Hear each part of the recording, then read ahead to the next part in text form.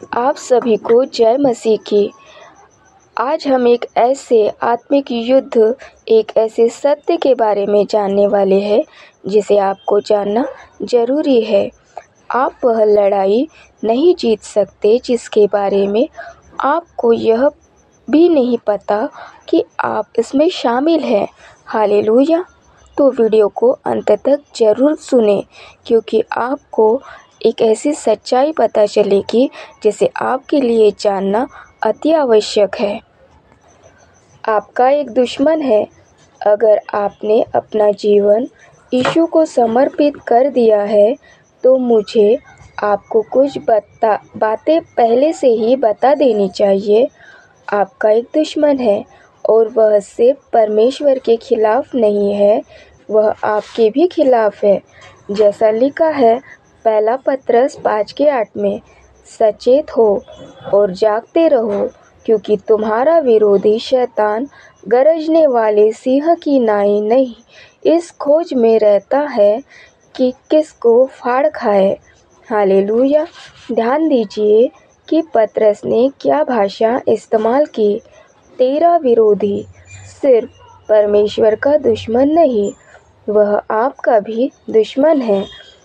पहली बात जो मैं आपको यह सिखाना चाहती हूँ कि आपका एक दुश्मन है और वह आपकी सास या आपका बॉस या कोई और व्यक्ति नहीं है जिसके बारे में आप सोच सकते हैं। कई विश्वासी पराजित जीवन जीते हैं क्योंकि वह नहीं जानते कि उनका असली दुश्मन कौन है, या इससे भी बदतर कुछ सोचते हैं कि उनका कोई दुश्मन ही नहीं है।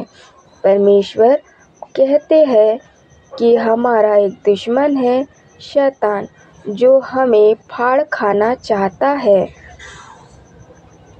शत्रु होने का अर्थ है कि आपको अपने जीवन में विरोधी का सामना करना पड़ेगा। मैंने देखा है कि बहुत से मसीह सोचते हैं कि अब जब वह बच गए तो उनका जीवन गुलाब के बिस्तर जैसा होगा। मैं इस बात से इनकार नहीं कर रही हूँ कि मसीह को एक आशीषित जीवन जीना चाहिए, बिल्कुल जीना चाहिए, लेकिन यह कहना कि यह जीवन हमेशा आसान होगा एक ऐसा झूठ है जिससे आप शैतान के हमलों के लिए तैयार नहीं रह पाएंगे। इस शिक्षा का एक दूसरा अतिवादी पहलू भी है, जहां लोग यह सोच लेते हैं कि यीशु ने जो अनंत जीवन दिया है वह सिर्फ मरने के बाद स्वर्ग में मिलेगा। हाँ, स्वर्ग का जीवन धरती के जीवन से कहीं बेहतर होगा, पर परमेश्वर ने कभी नहीं कहा कि धरती पर हमारा जीवन दुखों से भरा होगा। दाऊद पुरानी वाचा में होकर भी यह विश्वास करता था कि वह परमेश्वर की भलाई को जीवित रहते हुए इसी दुनिया पर देखेगा, जैसा यह वचन लिखा है भजन संहिता 27:13 में। तो हम मसीह आज नए नियम में जन्मे और पवित्र आत्मा से भरे परमेश्वर की भलाई का कितना ज़्यादा अनुभव कर सकते हैं। दोनों अतिवादी सोचे विश्वासियों के लिए खतरनाक है। संतुलित और सही जगह इन दोनों के बीच है। हमें परमेश्वर की भली और सिद्ध इच्छा और शैतान के नाश करने के इरादे के बारे में एक सही और संतुलित समझ की जरूरत है। परमेश्वर का वचन स्पष्ट कहता है कि यीशु मसीह में परमेश्वर ने हमें एक विजय और आशीषित जीवन के लिए जरूरी हर चीज पहले से ही दे रखी है। हालेलुया। जैसा लिखा है इफिसियों 1:3 में, हमें प्रभु यीशु मसीह के परमेश्वर और पिता का धन्यवाद हो जिसने मसीह में हमें स्वर्गीय स्थानों में सारी आत्मिक आशीषें दी है। जैसा लिखा है दूसरा पत्रस उसका 1 अध्याय और 3 वचन, परमेश्वर की ईश्वरीय शक्ति ने हमें जीवन और भक्ति से जुड़ी हुई सारी चीज़ें पहले से दे दी है। पर इफिसियों 6:12 यह भी कहता है कि हम एक दुश्मनी भरे माहौल में जी रहे हैं, इसलिए आप चाहे या न चाहे आपकी आत्मिक युद्ध का सामना करना ही पड़ेगा। हालेलुया। आत्मिक युद्ध एक ऐसी हकीकत है जिससे कोई भी विश्वास करने वाला बच नहीं सकता। हमारे पास यह विकल्प नहीं है कि हम आत्मिक युद्ध में शामिल हो या न हो, क्योंकि शैतान हर पल हम पर हमला करने की कोशिश करता रहता है। यहाँ कोई ब्रेक नहीं होता, क्योंकि हमारा दुश्मन कभी ब्रेक नहीं लेता। हालेलुया। अब जानेंगे हम परमेश्वर और शैतान। परमेश्वर एक प्रेमी पिता है, शैतान एक क्रूर धोखेबाज है। परमेश्वर जीवन देते हैं, शैतान मौत लाता है। परमेश्वर चंगाई करते हैं, शैतान विनाश करता है। परमेश्वर सत्य बोलते हैं और शैतान झूठ। एक बात स्पष्ट रूप से समझ ले, परमेश्वर और शैतान के बीच कोई गुप्त समझौता नहीं है।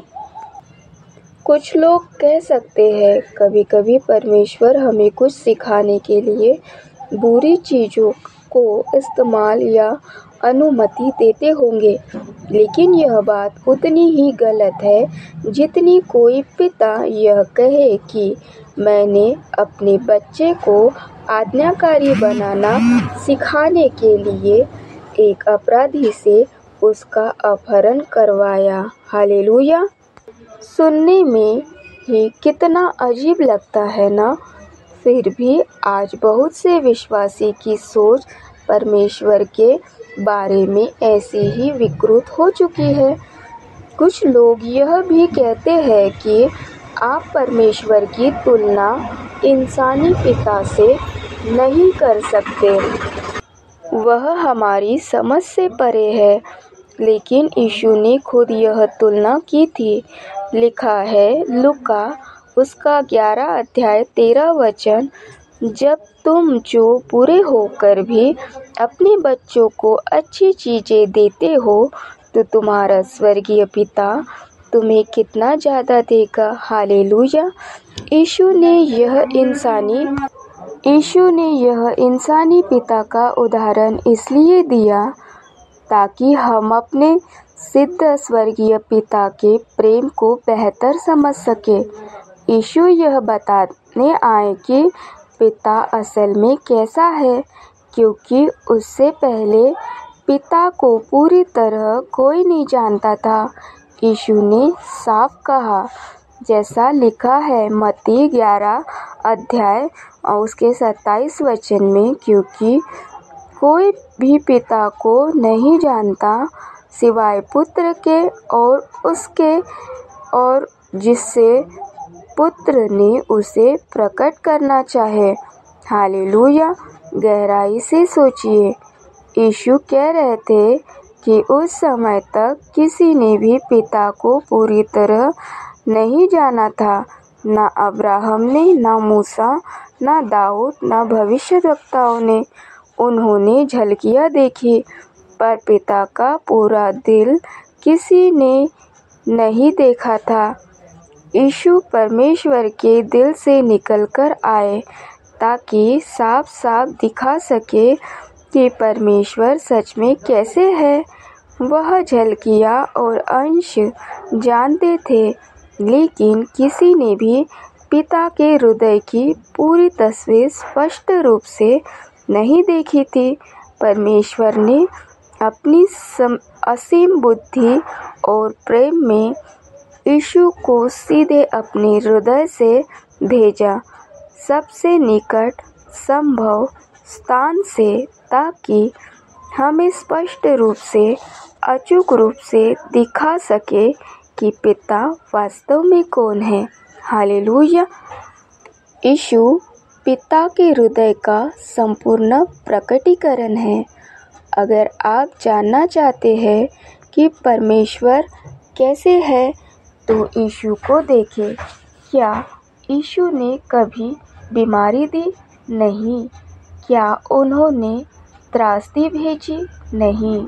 उन्होंने हमेशा चंगा किया, क्षमा किया, बहल किया और जीवन दिया, क्योंकि पिता ऐसे ही है।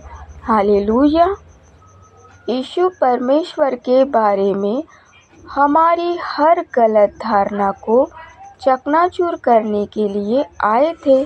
वह भ्रम को समाप्त करने, अनिश्चितता को दूर करने और दुनिया को यह बताने के लिए आए थे कि तुम्हारा पिता वास्तव में है।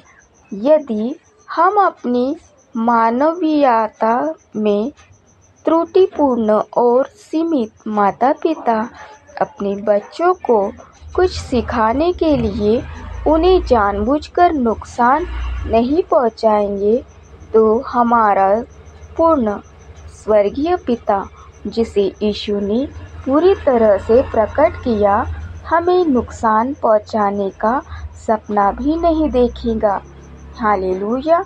परमेश्वर अपने उद्देश्य को पूरा करने के लिए बुराई के साथ साझेदारी नहीं करता है। वह अपने प्रकाश को प्रकट करने के लिए अंधकार का उपयोग नहीं करता है। वह अच्छा है हमेशा। परमेश्वर जितना आप सोचते हैं उससे कहीं बेहतर है। जितना आप कभी सोच सकते हैं उससे कहीं ज़्यादा प्यार करने वाला, ज़्यादा देखभाल करने वाला और ज़्यादा दयालु पिता है। हालेलुया। इस वचन को ध्यानपूर्वक सुने, पढ़े, क्योंकि सुनने से विश्वास आता है